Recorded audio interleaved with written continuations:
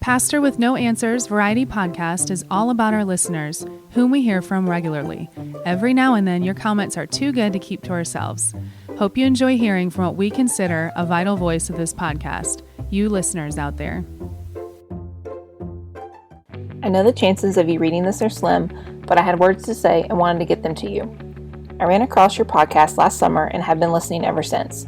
The variety of people you interview, the backgrounds that you come from and where you're headed, and the frankness of your conversations are an excellent and welcome combination to this weary churchgoer.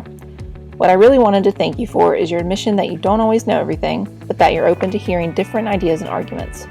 This is especially true about the gay issue. I am a lesbian and a Christian, and even for those of us on the more liberal side, the route to finding peace within and with God as a gay individual, while dealing with the church culture many of us grew up in, is like walking through hell on earth. I would not wish it upon anyone. In fact, after telling my mom, she made me promise I wouldn't tell anyone else in my family or community. I appreciate your honesty that you haven't always been affirming, but that you're more accepting and understanding at this point in life. I hope that listeners will be able to give more thought to this issue, especially the more conservative ones. There are probably even listeners who have gay children and don't even know it because their kids are too scared of their family's reaction and impending church shame.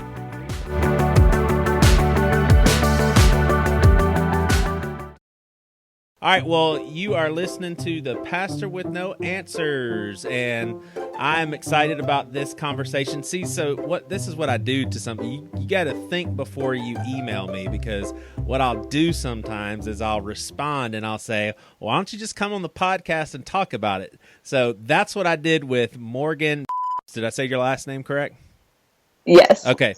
All right. So here's the deal is Morgan obviously could have said no, but here's what's so interesting about her email is, especially I would say in recent months, we have definitely, when I say we, talking Badchristian fellas, we've been hit on the side, the lefties, I guess. I hate even putting them in a category, but there's definitely a very vocal group of people out there that hammer us constantly on our non-affirming approach, which isn't even accurate. But here's something that is very accurate.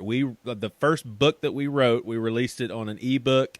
It's called Badchristian, Great Savior. We were pretty resolute at that time that although we love the LGBT community, but you've heard it a billion times, we still think it's a sin and blah blah blah blah blah blah blah. So I still respect that point of view. I would say that does not accurately describe me at this point in my life. But Morgan's email to me was like fresh water. You emailed me and it was just like, man, this is music to my ears, because I don't want our podcast to be a podcast for a certain group of people. I want it to be for black and white and old and young. I mean, my gosh, I just did an episode with an Anglican priest, and that just means a lot that kind of guy, listens to our podcast. Like these three dummies that we don't know what we're talking about half the time. We're trying to make sense out of this world. We're trying to make sense of our Southern culture and Bible Belt heritage and all of that.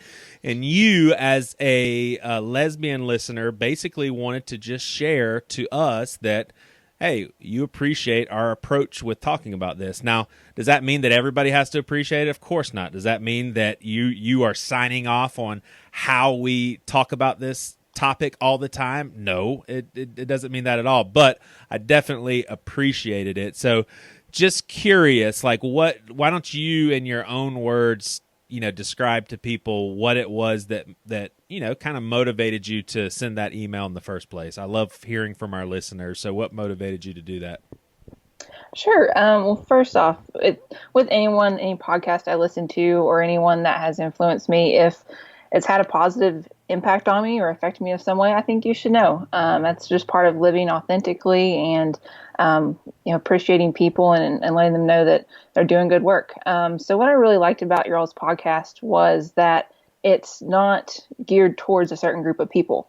There are a lot of different people that can listen to it, like you just mentioned. And I feel like if I was more on the conservative side or super liberal or in the middle, I'm still going to find things and guests on your podcast that that appeal to me. Yeah. And I appreciate how open you all are about all your topics, and you admit that you don't know everything. And that's a breath of fresh air to me, as being, in that Southern culture of we know all the answers, admitting that you don't know all the answers and that maybe you're wrong sometimes and there might be other sides to something.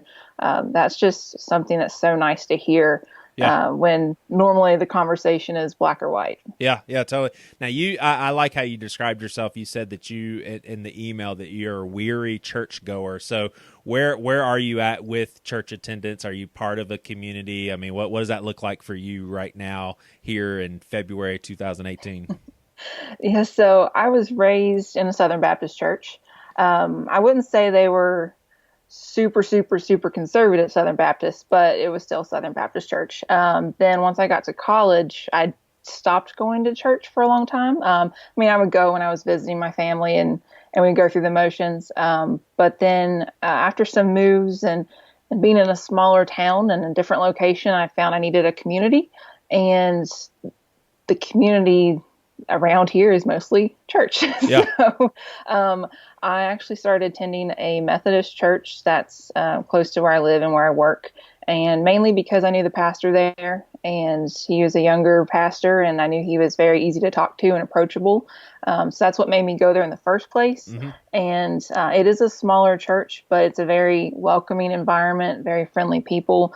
So now I feel like I'm building my relationship with church back up. That doesn't mean that I'm still not skeptical of some churches and the way that they treat people, Sure. Not just of the LGBT community, but, minorities and just different groups of people altogether. But I like to think that I'm on the track of getting back towards a more stable church-going life. So. Sure. Now, you may have said it and I missed it. Is this an affirming church?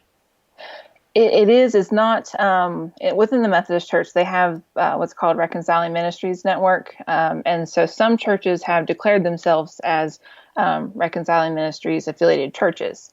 But this one in particular has not made that public affirmation. But from talking to the pastor, the majority of the congregation does feel affirming. So Gotcha. To me, it's a welcoming place. Gotcha. So reconciling as far as reconciling with that community despite what we believe, or reconciling by affirming? Like what does that mean? Reconciling by affirming that they welcome anyone to participate in the activities of their church, whether it is you feel called to help with the youth or to Gotcha. sing or anything like that. Yeah, totally. So take us back a little bit. I mean, I think what is so important about this conversation is, and I hopefully it was a really long time ago, but I would imagine I was in this group of people too, that when I thought about the LGBTQ community, it was those guys. Like, and then when you think of that community and you put Christian on top of it, I think those misled guys. Like, obviously, if I had a conversation with one of them, I would figure out real quickly that there's something loose. Like, they don't believe in, who Jesus said he was, or they don't believe in the Bible, or there's got to be something obvious. And this conversation is so important because there is no those guys. This is us. This is Morgan and Joey. Probably very similar upbringings, probably very similar teachings, surrounded by similar types of people. Like, you hold the Bible in probably very similar ways that I do. Like, this is us. There's not you guys and then I think something else. So rewind it up a little bit, though. Was there a solid duration of time in which you believed, okay, I cannot act on my sexuality, or I'm embarrassed and ashamed, or I'm demon possessed, or like what were you thinking when you started? Like, when did you start realizing that you were a lesbian, and what was your initial processing as a Christian growing up Baptist? Yeah, so I think the initial thoughts came once I went away to college, and you're out of my environment for the first time. The environment where everything is, put there in the little boxes for you. So you didn't really have to think much out of that realm. You knew everything that was going to happen. You knew what you were going to do with life. Then when you get out of that environment and you realize that there's different people and there's different beliefs and there's different ways of worshiping the same God and there's different ways to do everything. So I think it was being in a different environment, actually making some friends in college who were lesbian or gay. And growing up, I didn't have any friends that way. And if I did, I just didn't know it. And looking back now, I definitely did have some friends who were part of the LGBT community, but just didn't know it at the time. Yeah. And so I think it was definitely the college years of being able to look around and think things through for myself. And then even after that, it was moving out of the state for a little while that I grew up in, seeing that there is a broader community of people out there, and just a culmination of experiences and meeting different people, doing a lot of reading online about things, and kind of just putting myself in places where I would be exposed to lesbian or gay people that I might not have been where I grew up. Sure. So there, you did not have to experience any sort of transition period of I can't be this way because it's wrong. I did. For a long time, I felt very guilty about it. Like, this is not how I'm supposed to be, but I didn't really know what to do with it. Right.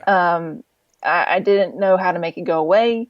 I didn't know if it was totally wrong or if maybe it was okay. I went through a long time of just going back and forth and putting it in the back of my mind and just kind of decompressing all of that for a while.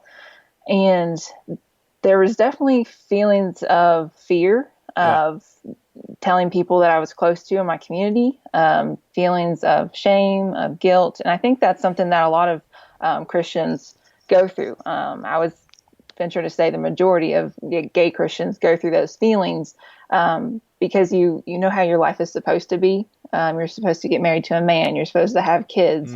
You're supposed to be involved in your church. And when you figure out that might not happen, your dad might not walk you down the aisle. Yeah. You might not have kids, or you might not have them a conventional way. It really rocks your world. Yeah. And it really does a number on your mental space. So how, I mean, were we talking a couple of years where you were like, okay, I know I can't deny who I am sexually, but I also can't act on it. I mean, how long did you go through that?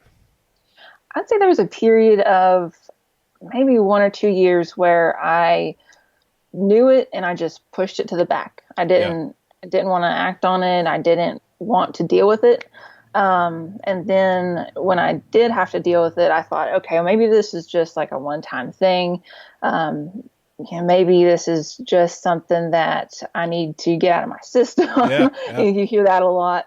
And then when I realized that it wasn't, that's when, that was about 2 years ago. And that's when I really hit a wall of depression and, really realizing that my life was not going to be as I expected it. Right. And it wasn't going to be as my parents expected it or as any of my family expected it to be. And you just have to think about a new life and a new way of doing things. Now, were you initially thinking celibacy or what? That wasn't my initial reaction or thought. I felt like I was meant to be in a relationship. Whatever that meant to look like, I didn't know, but Now, I was actually talking to my wife today and describing to her I have come a long ways out of my fundamentalist background, but there's still some things I'm entangled in. And one thing and I'm describing the best way that I know how is there's like a 90% chance that I feel like God has walked me along in life up until this point. So where I'm at theologically, how I view the world, how I see him, still rooted in a Christian belief, still rooted in Jesus and all of that. But there's 10% of me maybe that thinks maybe I'm still in big trouble because I have veered off the path and some of my thoughts are heresy, and maybe I'm leading people astray, maybe Badchristian is a little too crazy, and maybe I'm in big trouble, sort of thing. Like, how did you get your, or were you ever in a place where you thought, okay, I'm gambling here because I've always been taught that this is a sin. Now I am identifying myself as a part of this community and acting on it. Like, did you ever feel like there was a gamble and it was worth the risk, or it was almost like a seamless process of, nope, by the time you were willing to put yourself out there in that way, you also felt completely at ease with your relationship with God? Does that make sense? It was a very difficult back and forth. I felt that in one way I knew that I was gay and this is how I felt. Yeah. And then the other way I felt that, well, why do I have these feelings? Why can't I make them go away?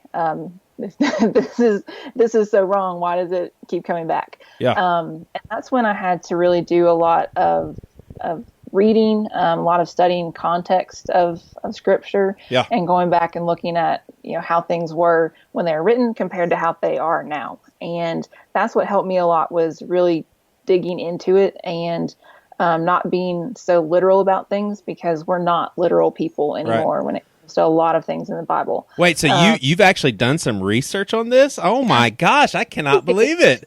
I just thought you entered this blindly.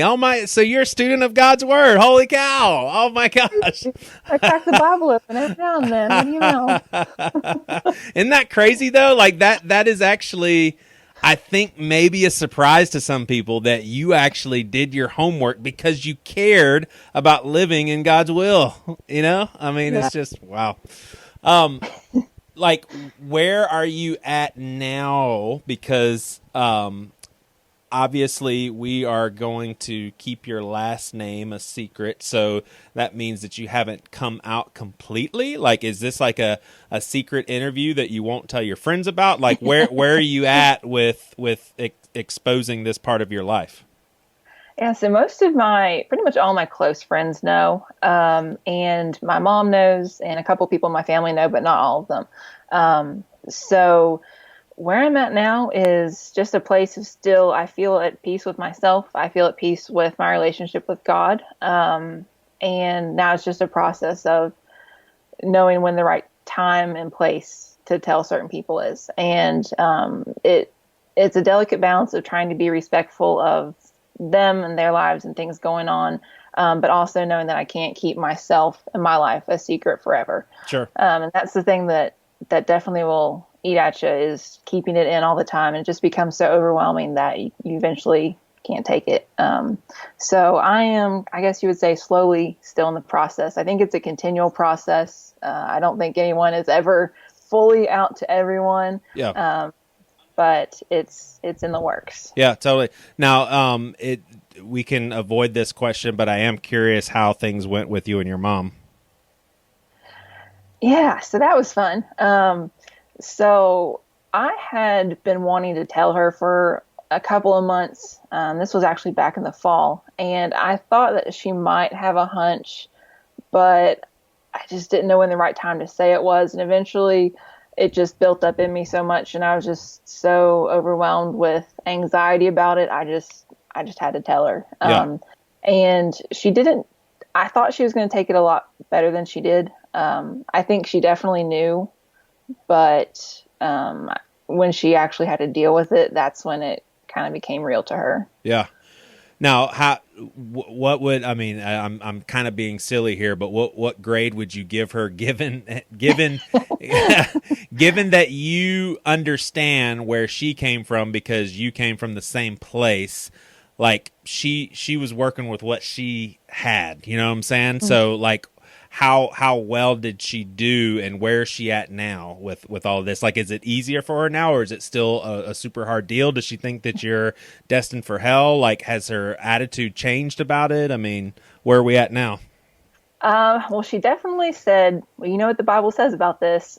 Yeah, So we had to have that talk. But honestly, now we don't really talk about it. And that's just kind of the relationship I have with my mom is we don't talk about a lot of things. We just kind of let them be. So I don't I don't necessarily hide it, but I don't bring it up either. It's just the same as when she thought I was straight. I didn't hide it. I didn't sure. bring it up. So, as far as grading her on her reaction, I'd say she might be like a solid C plus. I love the fact that you gave her a grade. Yes, that's awesome. Yeah. Now, I mean, would you say how you guys don't communicate that's not ideal, but you still feel genuinely loved? Yes. I mean, I know she still loves me, and we still are able to go to church together when I'm home visiting. So we don't have any problem there. I mean, I don't know exactly what all of her thoughts are. She hasn't expressed those. That's how our relationship is. Sure. And I know a lot of people are closer to their parents, and it's harder for them in those senses. But with my mom and I, we still love each other. We still have a relationship with each other, and we just live our lives like nothing had happened. Yeah. Yeah. Now, do you understand where churches are coming from when let's say they do about the best job that they possibly can? They avoid stupid slogans like love the sinner, hate the sin. And I mean, they pretty much are dialed with everything except they interpret the Bible differently than you. Like, do you, and they would say, yeah, I can't be affirming. Not, I want to be, but I just can't deny what I think God says about this. Like, can you jive with that? Like, can you be in community with someone like that? Or it's like, nah, I mean, I respect that, but I just can't be in community with someone like that. I definitely respect their opinions on that. I can say I would not actively attend a church that was with that belief, just because that's not healthy for me, and I know that. And definitely keeping your mental health Sure. number one in this is very important. Absolutely. So I definitely do respect people who have tried to reconcile their thoughts on this. And, if someone has read and prayed about it and really tried and still can't get there, that's cool with me. Yeah. But if you haven't put in the work to try and understand or make an effort, that's when, that just doesn't really jive with me. Yeah. Because this is something that does require a little extra effort. And I think as Christians, we're continually growing in our relationship with God. So it's not cut and dry. It's not, this is how it is forever. We continually study the Bible and study the Word. So if this is an issue that you're just going to avoid, that's just not cool with me. Sure, absolutely. Well, thank you for being a listener, but even more importantly, thank you for sharing some of your heart with us and some of your story. And like I said, I just think this conversation is of the utmost importance because honestly, it's a very polarizing discussion, and it's unfortunate that anything involving people has to be polarizing, but it's just where we're at. So your voice is needed, and it's very important, and we thank you so much. Thank you. I appreciate it.